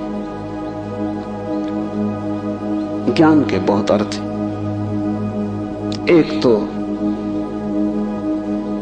जब तक तुम इस ज्ञान से भरे हो कि मैं हूं, तब तक तुम अज्ञान में रहोगे, क्योंकि मैं अज्ञान है, अहंकार अज्ञान है। जिस दिन तुम आत्मा से भरोगे उस दिन हूंपन तो रहेगा, मैंपन नहीं रहेगा। मैं हूं, इसमें से मैं तो कट जाएगा, सिर्फ हूं रहेगा। इसे थोड़ा प्रयोग करके देखो। कभी किसी वृक्ष के नीचे शांत बैठकर खोजो कि तुम्हारे भीतर मैं कहां है। तुम कहीं भी ना पाओगे। हूं तो तुम सब जगह पाओगे, मैं तुम कहीं भी ना पाओगे। सब जगह तुम्हें अस्तित्व मिलेगा, लेकिन अस्तित्व के साथ अहंकार तुम्हें कहीं भी ना मिलेगा। अहंकार तुम्हारी निर्मिति है, वो तुम्हारा बनाया हुआ है, वो झूठा है, वो असत्य है, उससे ज्यादा अप्रामाणिक और कुछ भी नहीं। वो काम चलाऊ है, उसकी संसार में जरूरत है, लेकिन उसकी सत्य में कहीं भी कोई स्थान नहीं। तो एक तो मैं हूं, ये ज्ञान बंध का कारण है। मेरा बोध हूंपन का बोध नहीं, हूंपन का बोध तो शुद्ध है, उसमें कोई सीमा नहीं है। जब तुम कहते हो हूं, तो तुम्हारे हूं में और वृक्ष के हूं में कोई फर्क होगा? तुम्हारे हूं में और मेरे हूं में कोई फर्क होगा? जब तुम सिर्फ हो तो नदियां, पहाड़, वृक्ष सभी एक हो गए। जैसे ही मैंने कहा मैं, वैसे ही मैं अलग हुआ। जैसे ही मैंने कहा मैं, वैसे ही तुम टूट गए, पर हो गए, अस्तित्व से मैं पृथक हो गया। हूंपन ब्रह्म है और मैं मनुष्य की अज्ञान दशा है। जब तुम जानते हो कि सिर्फ हूं, तब तुम्हारे भीतर केंद्र नहीं होता, तब सारा अस्तित्व एक हो जाता है। तब तुम उस लहर की तरह हो जो सागर में खो गई। अभी तुम उस लहर की तरह हो जो जम के बर्फ हो गई है, सागर से टूट गई है। ज्ञानम बंधा। पहला तो ज्ञान बंध है, इस बात का ज्ञान कि मैं हूं। दूसरा ज्ञान बंध है वो सब ज्ञान जो तुम बाहर से इकट्ठा कर लिया, जो तुमने शास्त्रों से चुराया है, जो तुमने सदगुरुओं से उधार लिया है, जो तुम्हारी स्मृति है, वो सब बंधन है, उससे तुम्हें मुक्ति ना मिलेगी। इसलिए तुम पंडित से ज्यादा बंधा हुआ आदमी ना पाओगे। मेरे पास सब तरह के लोग आते, सब तरह के मरीज, उसमें पंडित से ज्यादा कैंसर ग्रस्त कोई भी नहीं। उसका इलाज नहीं, वो ला इलाज है। उसकी तकलीफ यह है कि वो जानता है, इसलिए न वो सुन सकता न वो समझ सकता। तुम उससे कुछ बोलो, इसके पहले कि तुम बोलो उसने उसका अर्थ कर लिया है। इसके पहले कि वो तुम्हें सुने उसने व्याख्या निकाल ली। शब्दों से भरा हुआ चित्त जानने में असमर्थ हो जाता है। वो इतना ज्यादा जानता है बिना कुछ जाने, क्योंकि सब जाना हुआ उधार है। शास्त्र से अगर ज्ञान मिलता होता तो सभी के पास शास्त्र है, ज्ञान सभी को मिल गया होता। ज्ञान तो तब मिलता है जब कोई निशब्द हो जाता है, जब वो सभी शास्त्रों को विसर्जित कर देता है, जब वो सब ज्ञान को जो दूसरों से मिला है वापस लौटा देता है जगत को,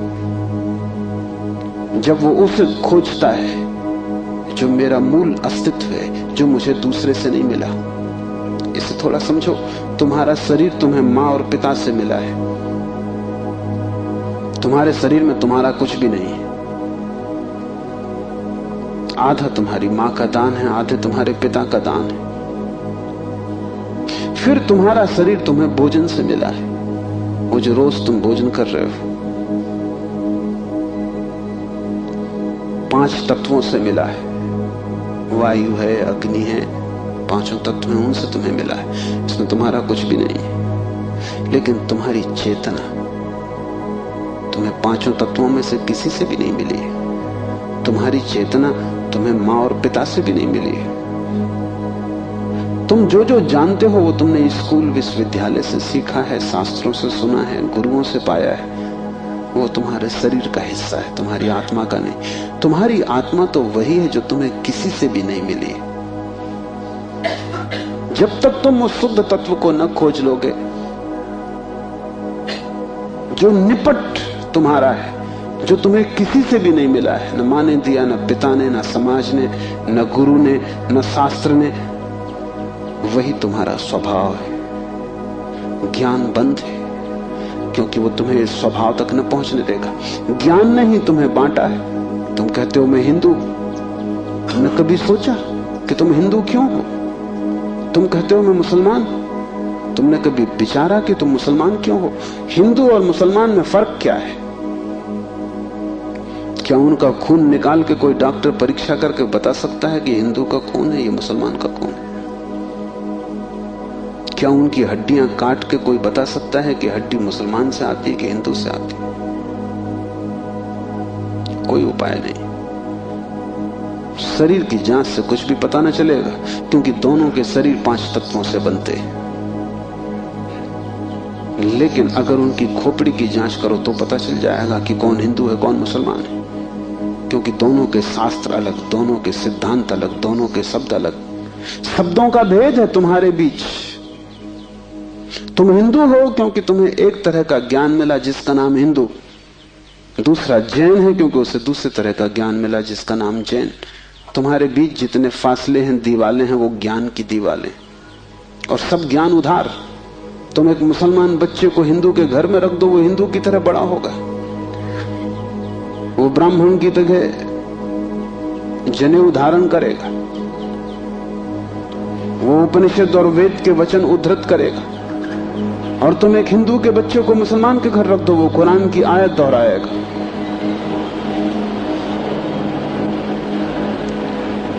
ज्ञान तुम्हें बांटता है, क्योंकि ज्ञान तुम्हारे चारों तरफ एक दीवार खींच लेता है, और ज्ञान तुम्हें लड़ाता है, और ज्ञान तुम्हारे जीवन में वैमनस्य और शत्रुता पैदा करता है।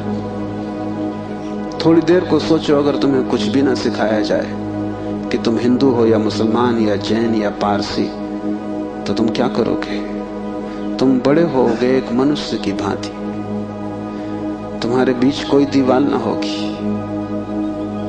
दुनिया में कोई 300 धर्म है, 300 कारागृह हैं, और हर आदमी पैदा होते से एक कारागृह या दूसरे कारागृह में डाल दिया जाता है। और पंडित पुरोहित बड़ी चेष्टा करते हैं कि बच्चे पे जल्दी से जल्दी कब्जा हो जाए। उसको वो धर्म शिक्षा कहते हैं। उससे ज्यादा अधर्म और कुछ भी नहीं है। उसको धर्म शिक्षा कहते हैं। 7 साल के पहले बच्चे को पकड़ लें, क्योंकि 7 साल का बच्चा अगर बड़ा हो गया तो फिर पकड़ना रोज रोज मुश्किल होता जाएगा। और बच्चे को अगर थोड़ा भी बोध आ गया तो फिर वो सवाल उठाने लगेगा, और सवालों का जवाब पंडितों के पास बिल्कुल नहीं है। पंडित सिर्फ मूढ़ों को तृप्त कर पाते हैं। जितनी कम बुद्धि का आदमी हो, पंडित से उतनी जल्दी तृप्त हो जाता है। वो एक प्रश्न पूछता, उत्तर मिल जाता है। तुम जाते हो पंडित से पूछते हो संसार को किसने बनाया, वो कहता भगवान ने। तुम प्रश्न घर लौटाते हो बिना पूछे कि भगवान को किसने बनाया।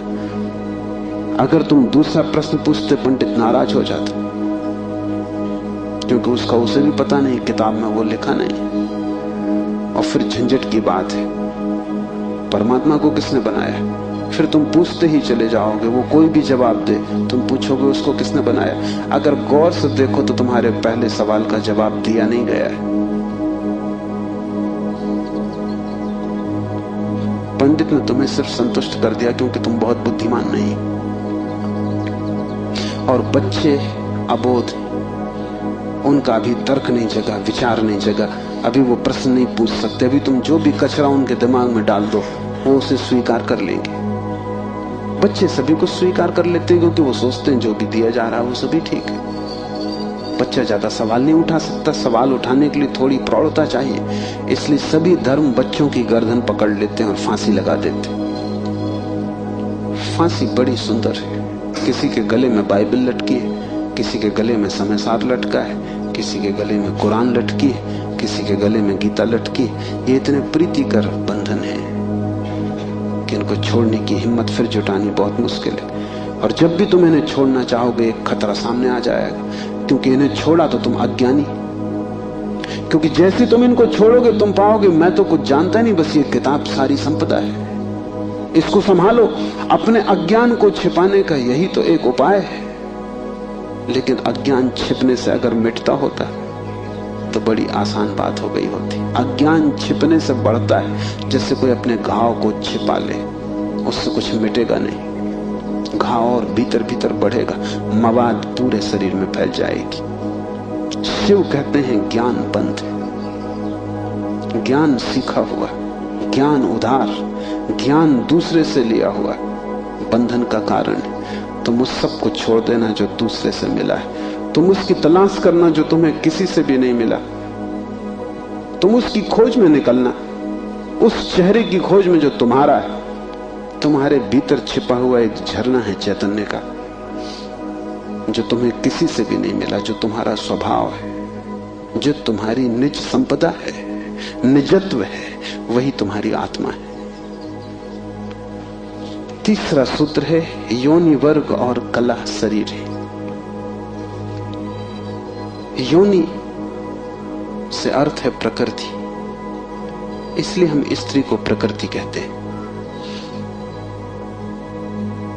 स्त्री शरीर देती है, वो प्रकृति की प्रतीक है। और कला का अर्थ है कर्ता का भाव। एक ही कला है, वो कला है संसार में उतरने की कला, और वो है कर्ता का भाव। इन दो चीजों से मिलकर तुम्हारा शरीर निर्मित होता है। तुम्हारे कर्ता का भाव, तुम्हारा अहंकार, और प्रकृति से मिला हुआ शरीर। अगर तुम्हारे भीतर कर्ता का भाव है तो तुम्हें योग्य शरीर प्रकृति देती चली जाएगी। इसी तरह तुम बार बार जन्मे हो। कभी तुम पशु थे, कभी पक्षी थे, कभी वृक्ष थे, कभी मनुष्य। तुमने जो चाहा है वो तुम्हें मिला है। तुमने जो आकांक्षा की है, तुमने जो कर्तव्य की वासना की है, वही घट गया है। तुम्हारे कर्तव्य की वासना घटना बन जाती है, विचार वस्तुएं बन जाते हैं। इसलिए बहुत सोच विचार के वासना करना, क्योंकि सभी वासनाएं पूरी हो जाती हैं देर अबेर। अगर तुम बहुत बार देखते हो आकाश में पक्षी को और सोचते हो कैसी स्वतंत्रता पक्षी को, खास हम पक्षी होते, देर न लगेगी, जल्दी तुम पक्षी हो जाओ। तुम अगर देखते हो एक कुत्ते को संभोग करते हुए और तुम सोचते हो कैसी स्वतंत्रता, कैसा सुख, जल्दी ही तुम कुत्ते हो जाओ। तुम जो भी वासना अपने भीतर संग्रहित करते हो वो बीज बन जाती। प्रकृति तो केवल शरीर देती है, कलाकार तो तुम ही हो, स्वयं को निर्माण करने वाले। अपने शरीर को तुमने ही बनाया है, ये कलाकार थे। कोई तुम्हें शरीर नहीं दे रहा है, तुम्हारी वासना ही निर्मित करती है। तुमने कभी ख्याल किया, रात तुम सोते हो तो आखिरी जो विचार होता है सोते समय, वही सुबह उठते वक्त पहला विचार होगा। रात भर तुम सोए रहे, वो बीज की तरह विचार भीतर पड़ा रहा, जो अंतिम था वो सुबह प्रथम होगा। तुम मरोगे इस शरीर से, आखिरी मरते क्षण में तुम्हारे सारे जीवन की वासना संग्रहित होकर बीज बन जाएगी। वही बीज नया गर्भ बन जाएगा। जहां से तुम मिटे वहीं से तुम फिर शुरू हो जाओगे। तुम जो भी हो ये तुम्हारा ही कृत्य है, किसी दूसरे को दोष मत देना। यहां कोई दूसरा है भी नहीं जिसको दोष दिया जा सके। ये तुम्हारे ही कर्मों का संचित फल है। तुम जो भी हो, सुंदर कुरूप, दुखी सुखी, स्त्री पुरुष, तुम जो भी हो, ये तुम्हारे ही कृत्यों का फल है। तुम ही हो कलाकार अपने जीवन के। मत कहना कि भाग्य ने बनाया है, क्योंकि वो धोखा है। उस भांति तुम जिम्मेवारी किसी और पर टाल रहे हो। मत कहना कि परमात्मा ने भेजा है।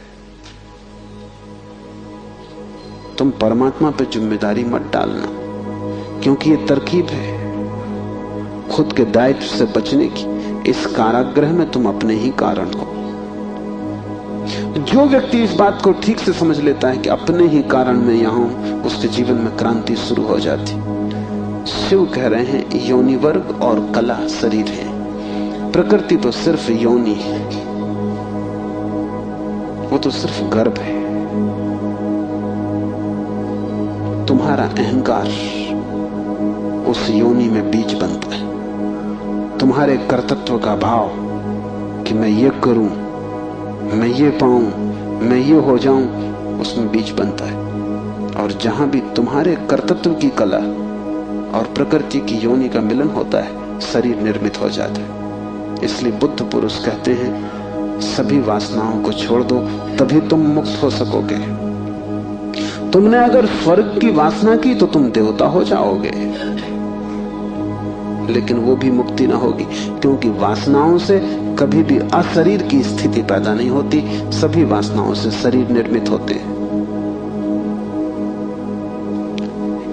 जब तक तुम निर्वासना को उपलब्ध नहीं हो, जब तक तृष्णा तुमने पूरी ही नहीं छोड़ दी, तब तक तुम नए शरीरों में भटकते रहोगे। और शरीर के ढंग अलग हों, शरीर की मौलिक स्थिति एक ही जैसी है। शरीर के दुख समान है, चाहे पक्षी का शरीर हो चाहे आदमी का शरीर हो, दुखों में कोई भेद नहीं है।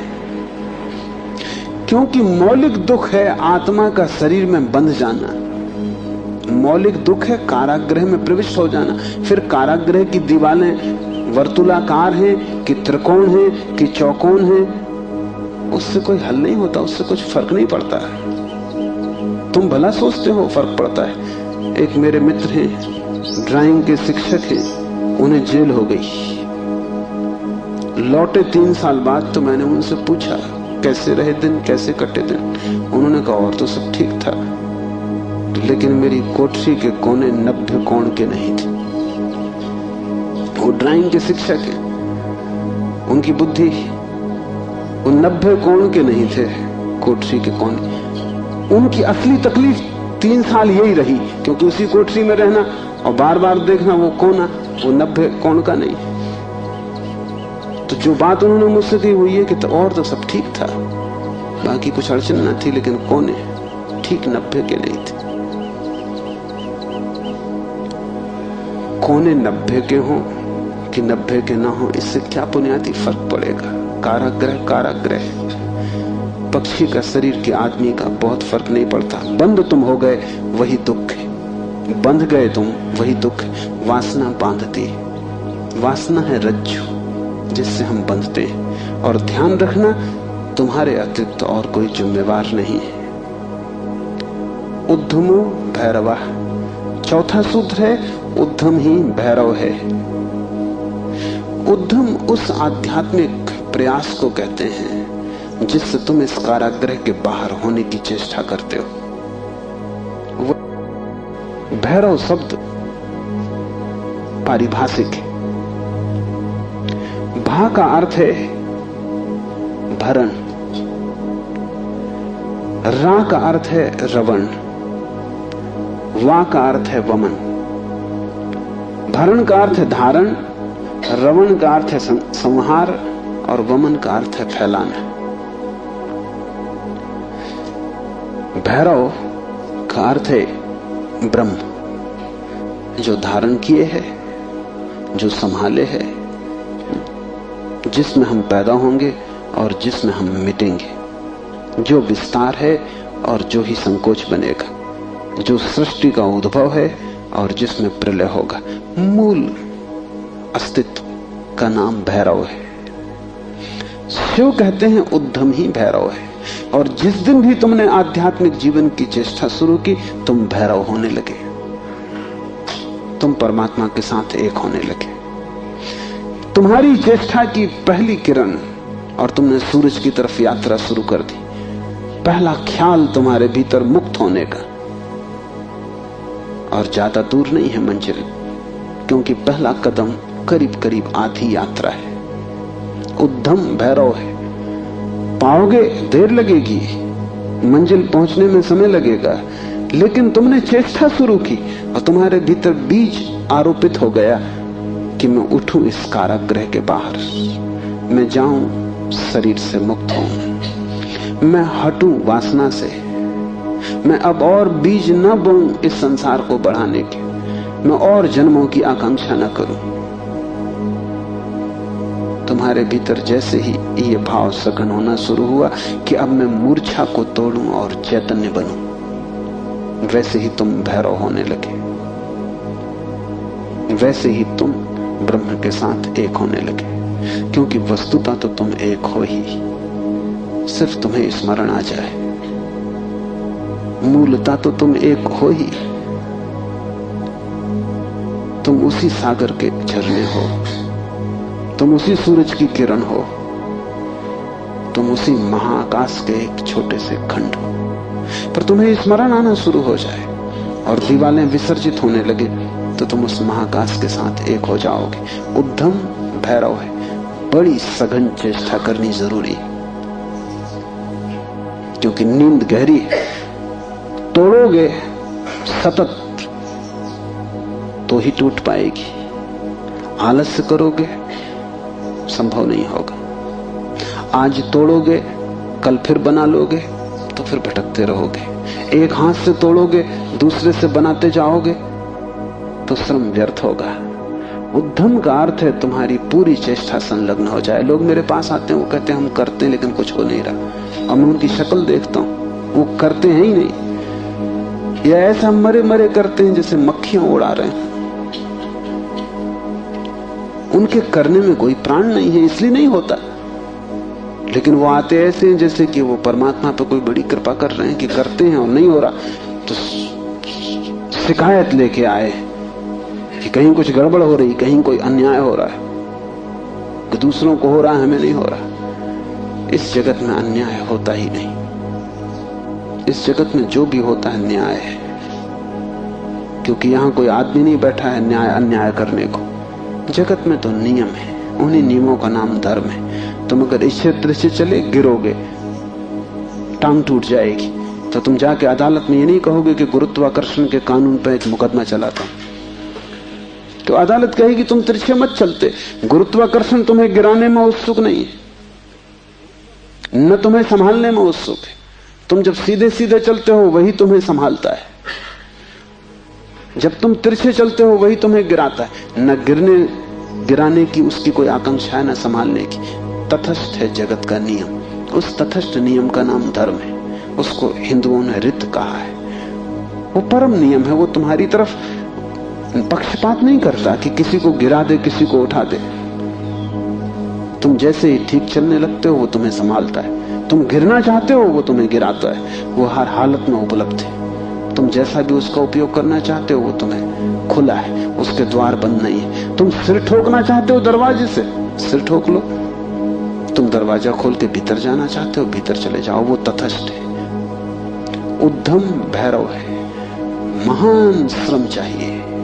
उद्यम का अर्थ है प्रगाढ़ श्रम। तुम्हारी समग्रता लग जाए श्रम में, उसका नाम उद्यम है। और तब देर न लगी कि तुम्हारे भैरव हो जाने में। शक्ति चक्र के संधान से विश्व का संहार हो जाता है, 5वां सूत्र है। और अगर तुमने ठीक उद्यम किया, अगर तुमने अपनी संपूर्ण ऊर्जा को संलग्न कर दिया चेष्टा में, सत्य की खोज, परमात्मा की खोज या आत्मा की खोज में, तो तुम्हारे भीतर जो शक्ति का चक्र है वो पूर्ण हो जाता है। अभी तुम्हारे भीतर शक्ति का चक्र पूर्ण नहीं है, कटा बटा है। वैज्ञानिक कहते हैं कि बुद्धिमान से बुद्धिमान आदमी भी अपनी 15% से ज्यादा प्रतिभा का उपयोग नहीं करता। 85% प्रतिभा ऐसे ही सड़ जाती है। ये तो बुद्धिमान आदमी की बात है। बुद्धू का क्या हिसाब, वो तो शायद करते ही नहीं। हम अपने शरीर की भी ऊर्जा का पूरा उपयोग नहीं करते, 5% ज्यादा से ज्यादा। तो अगर हम मंदे मंदे जीते, अगर हमारा दिया टिमटिमाता टिमटिमाता लगता है, तो कसूर किसका है? तुम जीते ही नहीं पूरी तरह। जैसे तुम जीने से भी भयभीत हो कि लपट कहीं जोर से ना आ जाए। तुम डरे डरे हो, तुम कपते कपते जीते हो। तो फिर शक्ति का जो चक्र है तुम्हारे भीतर वो पूरा नहीं हो पाता। तो तुम्हारी गाड़ी ऐसे चलती है जैसे कभी कार को तुमने देखा हो, पेट्रोल कभी आता कभी नहीं आता, कभी कचरा आता, तो कार ऐसे चलती जैसे हिचकी खा रही हो। बस ऐसा तुम्हारा जीवन है, हिचकी खाते तुम चलते हो। जरा जरा सी शक्ति के खंड खंड आते हैं, अखंड शक्ति नहीं हो पाती।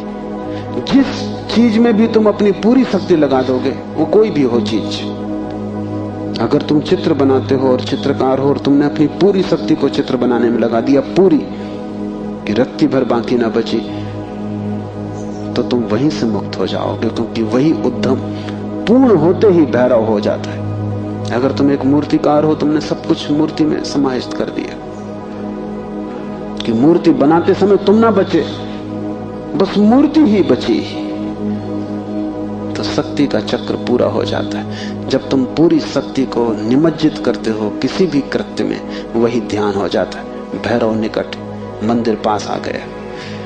5वां सूत्र है, शक्ति चक्र के संधान से विश्व का संहार हो जाता है। और जब भी तुम्हारी शक्ति का चक्र पूरा होता है, टोटल, समग्र, अंश अंश नहीं, पूर्ण, उसी क्षण तुम्हारे लिए विश्व समाप्त हो गया। तुम्हारे लिए फिर कोई संसार नहीं, तुम परमात्मा हो गए, तुम भैरव हो गए, तुम मुक्त हो।